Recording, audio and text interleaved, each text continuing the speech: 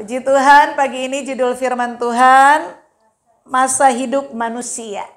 Ya, saudara yang kekasih, ada satu quote sederhana yang berkata begini, setiap orang ada masanya, setiap masa ada orangnya.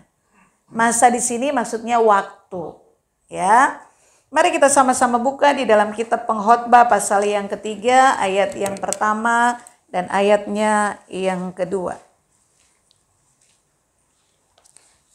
Kita baca sama-sama ayat 1 dan 2, Pengkhotbah 3, 2, 3. Untuk segala sesuatu ada masanya, untuk apapun di bawah langit ada waktunya. Ada waktu untuk lahir, ada waktu untuk meninggal, ada waktu untuk menanam, ada waktu untuk mencabut yang ditanam. Amin. Saudara yang kekasih, ayat ini, pasal ini, Pengkhotbah pasal yang ketiga itu bicara tentang segala sesuatu ada waktunya. Segala sesuatu ada masanya. Nah, kita akan belajar pagi hari ini bahwa hidup manusia, masa hidup manusia itu dibagi 3. Yang pertama lahir, yang kedua hidup, yang ketiga mati. Kita sedang menjalani 2 fase. Lahir sudah ya, yang kedua hidup, kita sedang hidup. Tapi yang ketiga kita belum, yaitu mati. Siapa yang mau cepat-cepat di sini? Oke. Jangan karena banyak persoalan minta mati ya. Saudara yang kekasih, 3 fase hidup manusia, lahir, hidup, dan mati itu di dalam setiap masanya yang pertama ada tujuan. Kenapa Tuhan izinkan kita lahir? Yang kedua, ada tugas untuk hidup saya dan saudara. Ada sesuatu yang harus kita kerjakan di dalam setiap masa hidup kita. Dan yang ketiga, karena kita diberi tugas, maka ada pertanggungjawaban. Amin, saudara. Haleluya. Jadi manusia hidup di dalam dunia bukan sekedar penuhi bumi. Saya dan saudara terlahir sebagai manusia karena Tuhan punya tujuan. Apa tujuan dalam hidup kita? Masing-masing berbeda.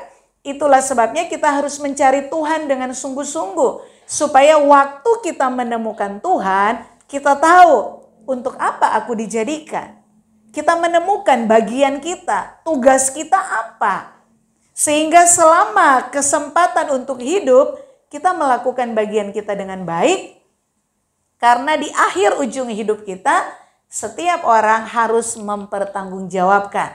Apakah dia selesai mengerjakan tugas dengan baik atau bahkan tidak pernah melakukan bagiannya. Amin. Saudara semangat ya, bilang kiri kanan, wey mendung-mendung tapi kamu jangan tidur. Nanti ada bubur kacang hijau di belakang.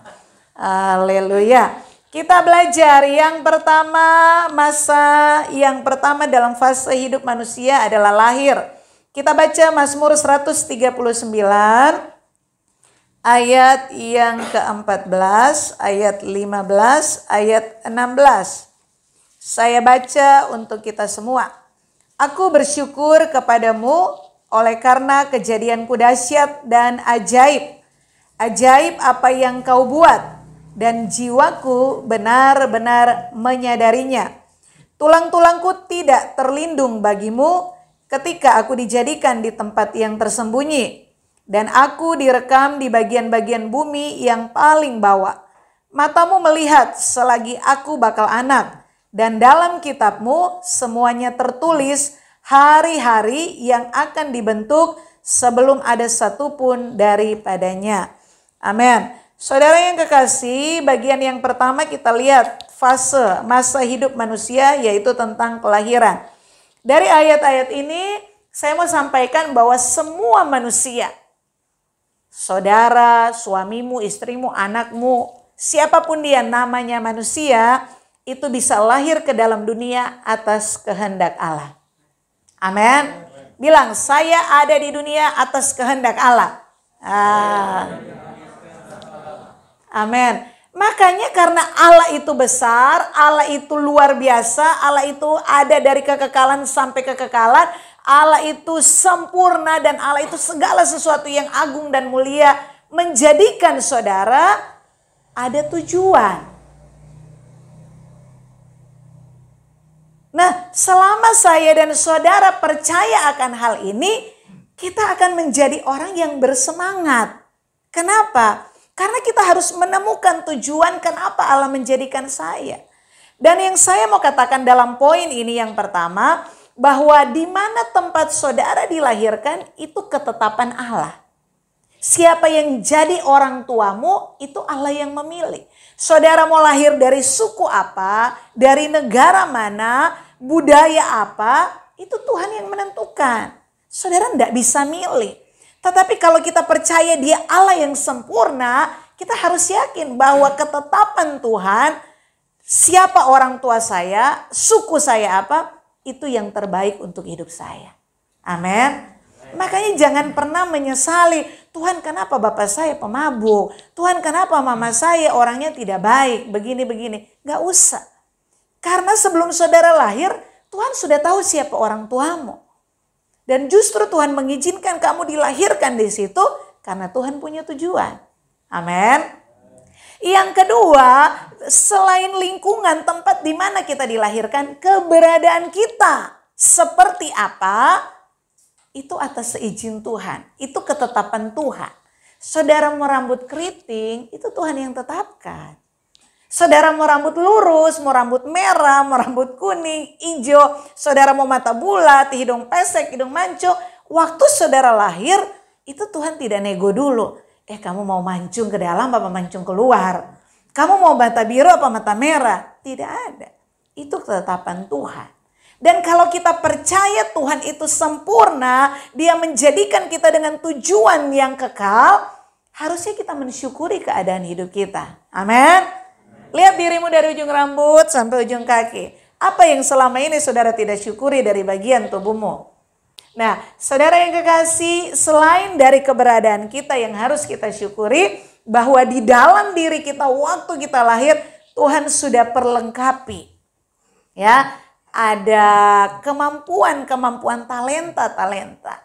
Tetapi itu harus dikembangkan. Tetapi dasarnya sudah ada. Kenapa? Karena Tuhan punya tujuan kenapa kita dilahirkan. Amin. Dan satu hal saudara harus garis bawahi, bahwa tujuan Tuhan di dalam hidup saya. Mengapa saya terlahir? Tujuan Tuhan itu di dalam kekekalan.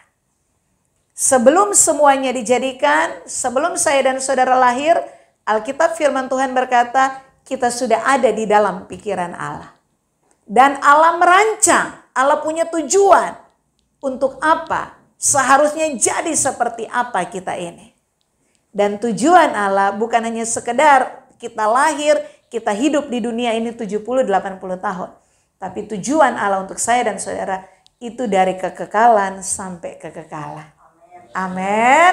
Makanya saudara bersyukurlah, bilang saya bersyukur dengan keberadaan saya. Apapun keberadaan keluarga saya mengucap syukur dengan orang tua saya.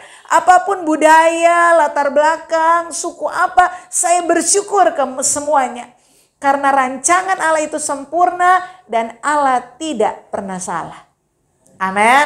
Kalau saudara tidak bersyukur dengan rambutmu, dengan matamu, dengan orang tuamu, berarti kamu berkata bahwa Allah merancangmu salah. Amin, saudara. Coba lihat yang ada di sampingmu, lihat dari atas, dari bawah. Saya suruh lihat diri sendiri, saudara nggak bisa lihat dirimu sendiri dari atas sampai bawah. Lihat aja sebelah kanan, kiri. Wah, sempurna Tuhan menjadikan kamu ya. Bilang dong, Tuhan menjadikan kamu sempurna. Syukuri itu. Jangan pernah ingin jadi seperti orang lain, apalagi seperti artis Korea ya. Makanya saudara tidak kaya-kaya. Kenapa? Kalau kaya saudara sudah ada di Korea, operasi plastik semuanya. Makanya syukuri hari ini kalau saudara dengan apapun keadaan ekonomimu. Amin.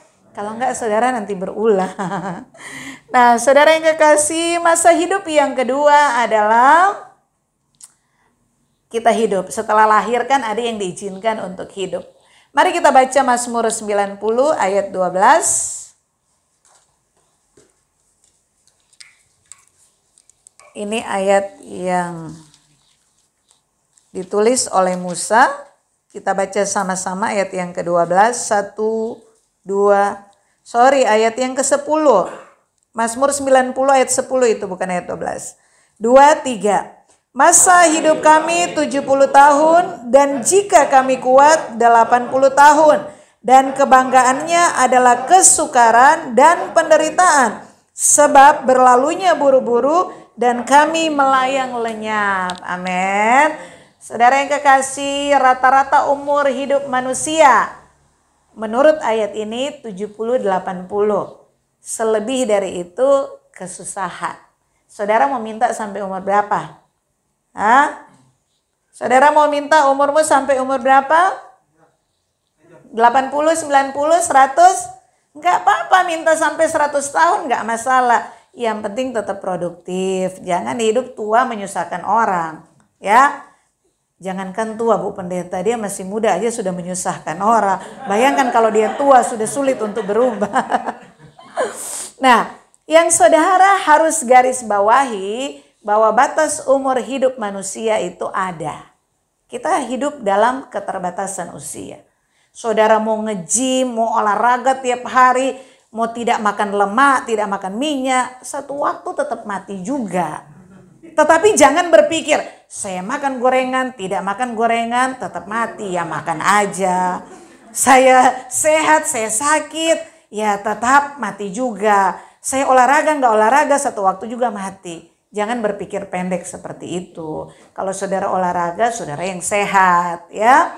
Ada orang umur panjang sakit-sakit. Kalau saudara rajin olahraga, jaga makan, jaga pola hidup, umur panjang masih tetap sehat. Amin. Nah, saudara yang kekasih, kita harus mengerti bahwa umur hidup kita terbatas. Dan di dalam keterbatasan umur hidup kita, seharusnya kita menemukan kehendak Allah dan melakukan bagian kita. Kenapa? Karena di fase masa yang pertama tadi, di mana kita dilahirkan itu bukan ujuk-ujuk ada. Bukan karena kehendak orang tua semata, tapi atas perkenanan Tuhan. Dan kalau Tuhan mengizinkan seorang anak manusia bisa lahir, anak itu lahir membawa sebuah tujuan ilahi. Amin. Makanya selama kita hidup, kenapa saudara datang ke gereja? Kenapa belajar firman? Kenapa harus baca Alkitab? Kenapa harus punya waktu duduk doa, diam bersama Tuhan? Untuk menemukan tujuan hidupmu. Untuk menemukan bagian hidupmu. Untuk mengerti kehendak Allah. Kenapa saya ada? Apa yang harus saya kerjakan Tuhan? Kenapa saya hidup di zaman ini? Bukan hidup di zaman Nuh. Mengapa saya lahir tahun ini tidak lahir di tahun 45? Sehingga bisa ikut berperang. Saudara pernah berpikir nggak kenapa saudara lahir hidup di tahun sekarang 2022? Tidak hidup di zaman Nuh dulu. Waktu saya merenung ayatnya saya pikir, mungkin saya kalau hidup di zaman Nuh, lahir di zaman itu, hidup di zaman itu, saya mungkin sudah binasa sama air bah. Betul nggak saudara? Atau ada kemungkinan yang kedua, bukan Nuh yang dipakai di situ, tapi saya yang dipakai di situ, karena saya mengasihi Tuhan. Artinya apa? Di masa saudara dan saya hidup, kita selalu punya pilihan. Saudara bisa menjadi orang yang berkenan di hati Allah seperti Abraham, seperti Nuh, seperti Daud, atau saudara bisa menjadi orang-orang yang dibinasakan seperti Sodom dan Gomora, penduduk di sana, seperti orang-orang yang mati habis oleh air bah. Kenapa bisa begitu? Karena mereka tidak menemukan kehendak Allah di dalam hidup mereka. Matius 7 ayat 21 menerangkan bahwa ternyata jadi Kristen melayani Tuhan pun belum tentu hidup dalam kehendak Allah. Matius 7 ayat 21, 22, 23, bukan setiap orang yang berseru kepadaku Tuhan, Tuhan, tetapi yang melakukan kehendak Allah. Ayat selanjutnya, aku sudah bernubuat, aku sudah mengusir setan dalam namamu, aku sudah buat mujizat. Itu bukan sekedar orang Kristen, itu pelayan Tuhan, hamba-hamba Tuhan. Tapi Tuhan bilang apa? Enyah dari hadapanku karena aku tidak mengenal kamu. Dasarnya apa? Karena hidup tidak melakukan kehendak Allah. Jadi belum tentu pelayan Tuhan, belum tentu yang rajin ke gereja, belum tentu orang Kristen mengerti apalagi melakukan kehendak Allah. Amin. Tetapi siapapun saudara, walaupun saudara nggak naik di atas mimbar, walaupun saudara tidak mengambil pelayanan yang orang lain bisa kagum, tetapi kamu punya waktu pribadi dengan Tuhan, kamu mau belajar kebenaran-kebenaran, melakukan firman dalam hidupmu, kamu akan mengerti kehendak Tuhan di dalam pribadimu masing-masing. Amin. Dan ini yang disebut sukses. Sukses yang abadi. Orang kan bilang, wah kalau aku banyak uang saya sukses. Kalau lagi kumpul-kumpul, udah sukses ya tetangga kita yang dulu yang pindah ke sana. Kenapa? Wah udah kaya raya, rumahnya udah besar, udah punya mobil banyak, perusahaannya begini. Atau kalau reuni-reuni, wah teman kita sudah sukses, siapa aja yang sukses. Yang ini. Diukur dari apa? Materi, kekayaan. Saya mau tanya. Ini anggaplah saudara jadi orang kaya ya. Kaya raya, punya rumah yang sebesar apapun yang saudara mau. Mewah semua ada. Terus saudara bisa gak pesan sama istrimu, sama suamimu, sama anakmu. Nanti kalau aku mati, jangan dikubur ya. Tapi mayatku tolong taruh di ruang tamu. Abadikan di situ. Mereka mau kabulkan gak? Itu rumah saudara loh. Saudara yang cari banting tulang. Itu kan hak saudara, sertifikat saudara. Boleh nggak mayat saudara ditaruh di situ selama-lamanya? Nggak bisa. Mengerti maksud saya? Kekayaan itu ada batasnya. Kesuksesan dari pangkat, jabatan, kepopuleran ada batasnya. Ada orang yang sampai di batu nisan. Ada yang masih hidup tetapi kebanggaannya bisa sirna dalam sekejap. Ada kan orang kaya raya, besok bisa jadi bangkrut. Ada orang terkenal, besok bisa dicaci maki karena korupsi misalnya. Artinya apa? Tidak ada yang kekal. Tapi ada satu yang kekal. Kesuksesan yang bisa kita bawa bahkan setelah kita mati. Yaitu apa? Melakukan kehendak Allah. Itu satu-satunya jaminan saudara baca dari Kejadian sampai Wahyu. Untuk saudara mau menjadi anak Allah cuma satu syaratnya. Melakukan kehendak Allah. Melayani, main musik ke, pimpin pujian ke, jadi pendeta, tidak jaminan kamu mati diterima Tuhan. Tapi walaupun kamu sederhana, mungkin gak pernah dilihat pelayananmu secara kasat mata. Tapi kalau hidupmu setiap hari melakukan kehendak Allah, itu jaminan kamu mati diterima oleh Bapamu yang di sorga. Amin. Semangat ya. Alkitab memberikan contoh Adam yang pertama, dia tahu tujuan Allah. Beranak cuculah, bertambah banyak, kuasai bumi. Dia ngerti, Allah sendiri yang berfirman. Tapi toh dia bisa gagal. Tetapi ada Adam yang terakhir, yang namanya Yesus.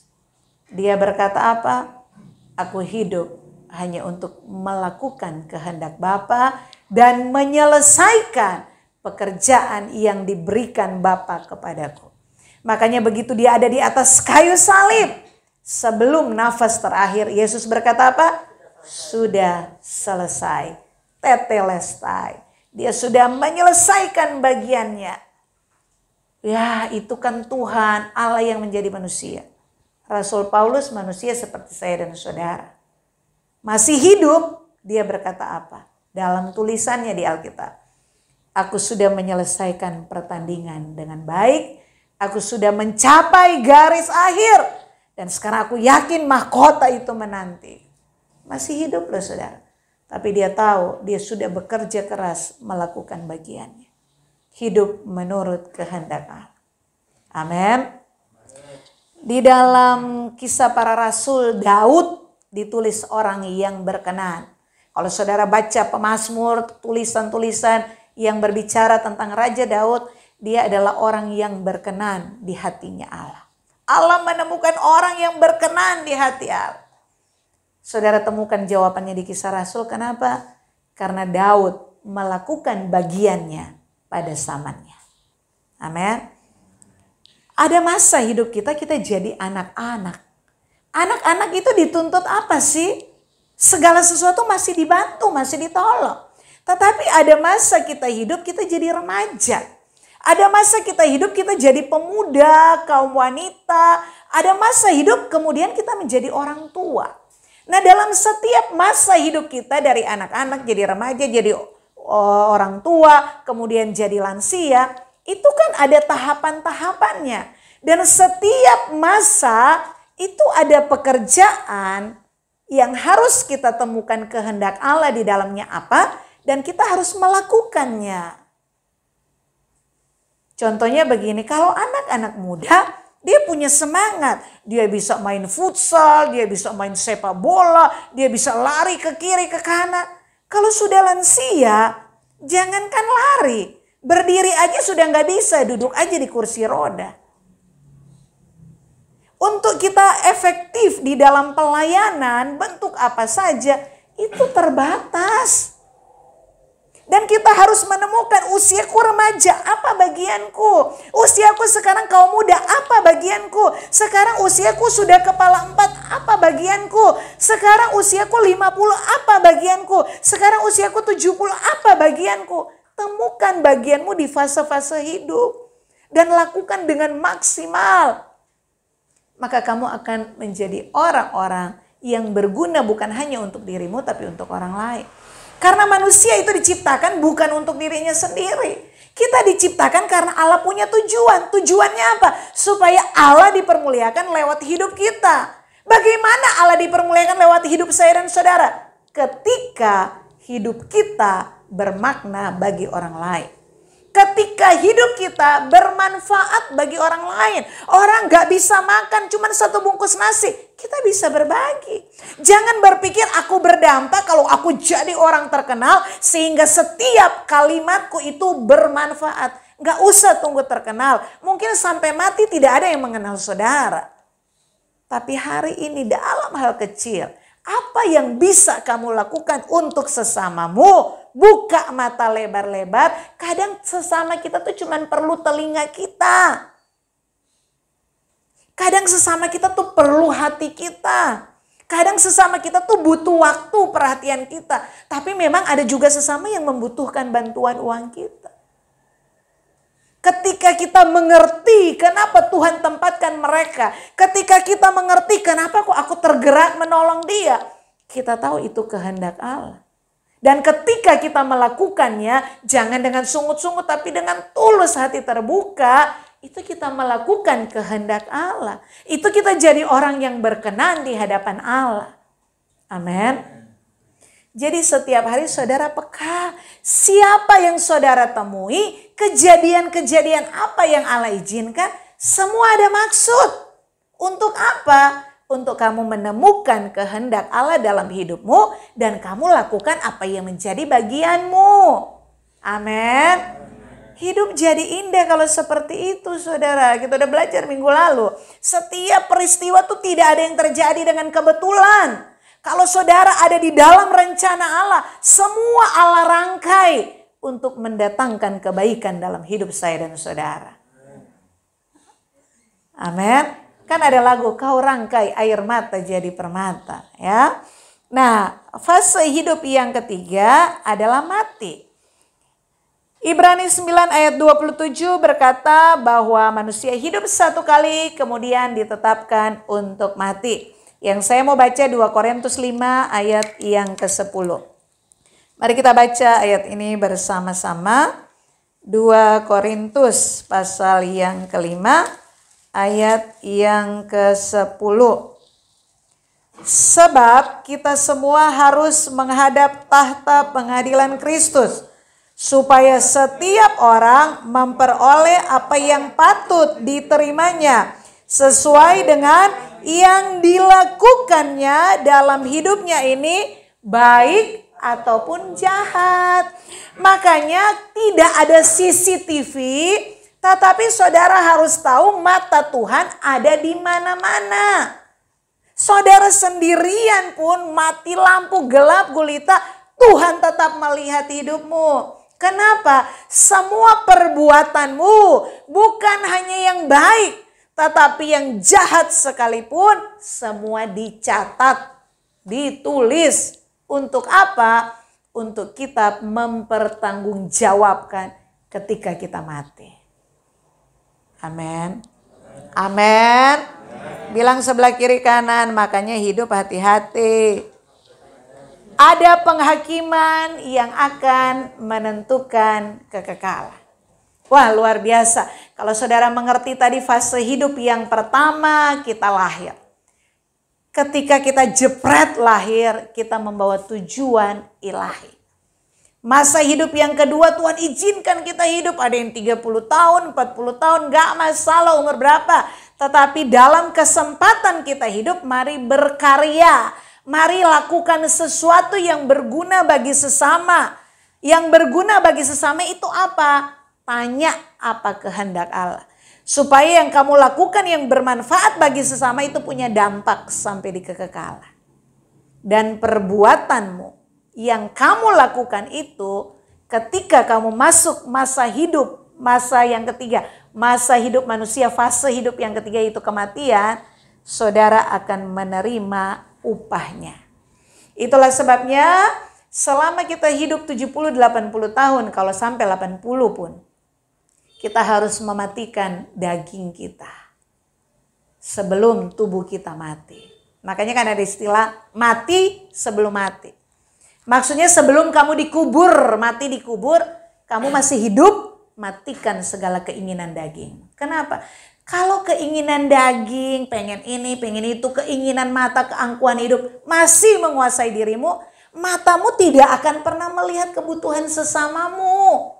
Kamu tidak akan pernah hidup melakukan kehendak Allah secara maksimal. Kenapa? Fokusnya aku sendiri. Oh, aku mau begini. Oh, aku pengen begitu. Oh, nanti aku punya rencana. Oh, nanti aku punya cita-cita. Maksimal untuk keluarganya. Tapi nggak pernah berpikir orang lain. Orang seperti itu tidak akan pernah hidup melakukan kehendak Allah. Tapi sayang dia tahu itu setelah dia mati. Makanya saudara masih hidup, saya katakan bahwa hidup bukan hanya tentang dirimu sendiri. Hidup itu bagaimana kita membawa dampak untuk sesama. Supaya lewat hidup kita orang melihat siapa Allah kita. Orang tuh gak, wah Allahnya orang Kristen hebat ya. Kenapa? Dia itu setiap hari Minggu ke gereja. Tidak. Yang mereka lihat perbuatanmu seperti apa kepada mereka. Amin.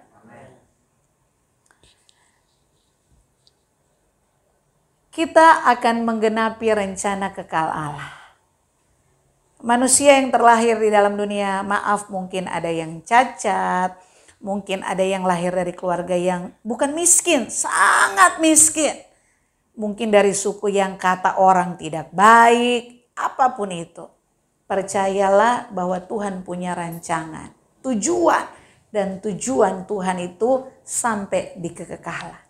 Itulah sebabnya selama kita hidup 70-80 tahun, hiduplah hati-hati. Hiduplah menghormati Allah. Cari Tuhan sungguh-sungguh. Karena kehendak Tuhan itu kita temukan ketika kita membuka hati, membuka diri ada dalam hadirat Allah. Kita akan menemukan secara jelas. Kalau saudara baca Alkitab, ada tertulis jangan membunuh, jangan mencuri, jangan berzina. Tetapi kalau kamu punya hubungan baik dengan Allah, kamu selalu ada di hadirat Allah, jangan membunuh itu kamu bisa terjemahkan. Untuk hidupku apa maksudmu? Tuhan akan kasih tahu. Itu loh waktu kamu bercanda, teman-teman yang lain tertawa. Tetapi ada satu yang hatinya terluka karena candaanmu. Itu kamu sudah membunuh. Oh ya Tuhan ampuni. Dari mana kita tahu? Ketika kita punya persekutuan dengan Tuhan. Kita punya kepekaan itu. Kalau orang gak punya persekutuan dengan Tuhan, jangan membunuh. Ya siapa juga yang membunuh dia? Dipikirnya membunuh itu menghabisi nyawa. Amin saudara. Ya kita baca sama-sama 1, 2, 3. Setiap masa ada tujuan, tugas yang harus diselesaikan dan ada pertanggungjawabannya. Hidup ini tidak gratis. Bilang kiri kanan, hidup ini gak gratis. Lu ke toilet umum aja bayar 2.000. Ada yang 4.000, ada yang 5.000. Ada yang sukarela. Apa yang ditaburi manusia, cepat atau lambat pasti dituainya. Itu kok Bu Pendeta, saya sudah sungguh-sungguh kenapa banyak masalah. Itu sama-sama satu gereja tetapi dia munculnya cuma 1 tahun sekali. Hidupnya nipu sana nipu sini. Kenapa dia selalu kayaknya kerjaannya lancar-lancar. Punya uang bahkan jadi kaya raya. Alkitab bilang apa yang ditabur pasti tuai. Iya, tapi sudah sampai tua, udah mau mati tidak menuai, bahkan sampai dia mati. Kalau dia mati tidak menuai kejahatannya, berarti nanti setelah mati. Mau kayak begitu? Makanya gak usah protes lihat orang lain. Mau dia diberkati, dia gak diberkati, itu urusan dia dengan Tuhan. Bagian kita lihat diri kita. Saya hidup hari ini sudah hidup dalam kehendak Allah atau tidak? Saya hidup umur segini, apa bagian saya? Saya harus produktif. Makanya kalau masih muda, masih kuat, datang ke gereja, datang baca Alkitab. Bisa 3 pasal, baca 3 pasal. Kalau sudah tua jangankan membaca, mendengar aja udah gak bisa saudara. Makanya yang sudah tua-tua itu tinggal jadi pendoa syafaat. Kita kalau doa pagi itu, Opa kalau doa itu dari Sabang sampai Merauke. Hesro kalau malam tapi coba anak-anak muda disuruh doa syafaat. Pemerintah bangsa, Pulau Bali, gereja, amin. Cuman begitu, kalau apa pemerintah bangsa, dari presiden, Bapak Jokowi, wakil presiden, Bapak apa tuh, semua disebutin satu-satu. Sampai keluarga.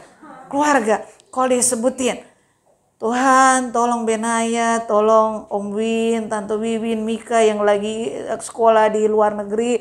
Terus kalau doa kakak saya, anak saya yang begini Tuhan, menantu cucu begini yang sampai alamatnya disebutkan. Oh my God. Tapi itu kalau orang tua, makanya saudara masih muda, lakukan bagian saudara. Amin. Kalau seopa suruh besuk-besuk sudah tidak bisa. Saya tadi malam kaum muda ada 2 yang kecelakaan. Harus saya sudah full hari ini, saya udah bagian kalian lah pergi besuk sana. Harus dibagi-bagi. Kalau yang kaum muda itu tengah malam pun jalan mereka. Tapi kalau sudah lansia jangan tekan tengah malam. Tengah hari dia bisa menggigil. Saudara jangan ketawa. Saudara masih muda, temukan bagianmu apa. Kehendak Allah dalam hidupmu apa. Kayak John ini. Ulang tahun ya John ya. Hari ini ya. Oh bukan. Kalau bukan tak suruh gratis itu semua loh. Kacang hijau loh. Pagi-pagi dia rumahnya di jauh loh saudara. Nginep di Domi ya. Dia tidur untuk apa? Pagi-pagi bikin kacang hijau buat basar saudara. Saudara gak mau beli keterlaluan. Haleluya, tidak. Tidak menyindir, hanya menyinggung. Maksud saya begini.